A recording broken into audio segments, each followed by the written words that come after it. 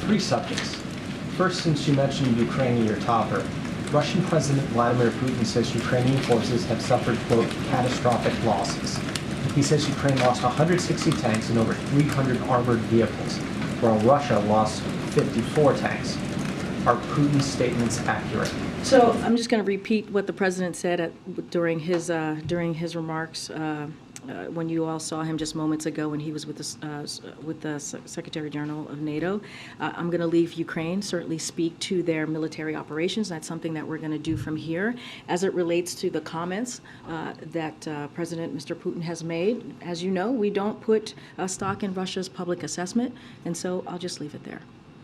And then on the big news of this afternoon, First Lady Joe Biden said it's a little shocking that many Republicans support Donald Trump after his indictment.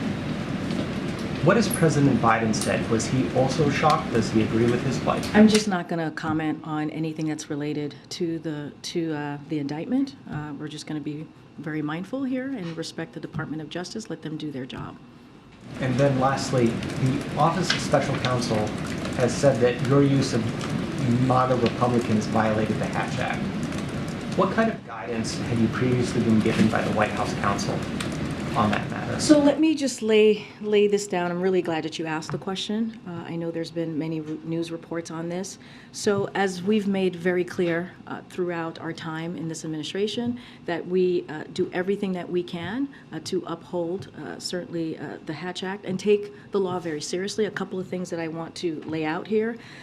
So with, many of you have mentioned with friendly consternation how often we take the Hatch Act, we follow the Hatch Act throughout these past 2 years. We received a letter from the Office of Special Counsel, which is the independent agency that enforces the Hatch Act, as all of you know, and it communicated it to us that their opinion and issuing a warning, but not taking further action, as you all know by reading the letter and the reports.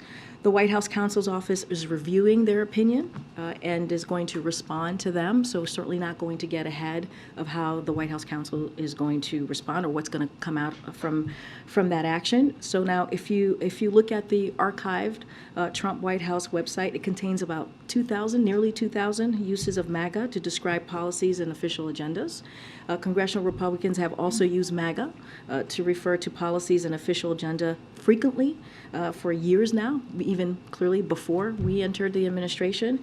And what's more, I also want to note that the opinion that you see that was presented by OSC happened just last week, which is it occurred months after the briefing where I made those comments. So basically, it is retroactive, right? The actions were retroactive after I had made the comments. So look, when basically what we're seeing by me laying that out is that we did not know their opinion when we were able to use when we were given the green light to actually say the comments that I made. So just want to make that very clear. But again, look, it's going to be reviewed. That's what the White House counsel is going to do. They're going to have a dialogue, a routine dialogue with OSC, and so I'll just leave it there.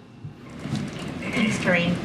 But it sounds like you disagree with the finding. Is that true? No, what I'm saying is that we got this letter last week, and it was retroactive, right? The letter was retroactive. The comments that I made was months prior, and so we didn't know that was the opinion months prior when it was said.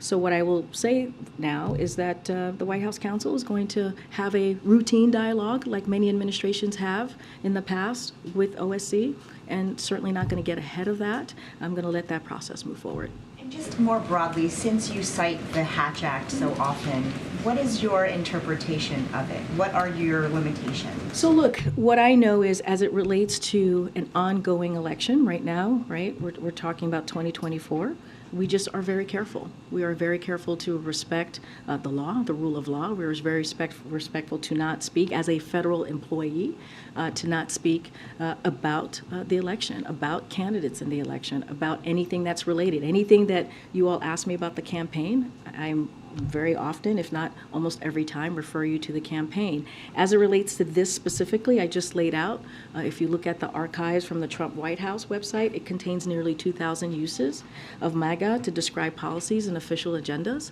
right? And congressional Republicans have used that word multiple times to describe their policies and official agenda as well.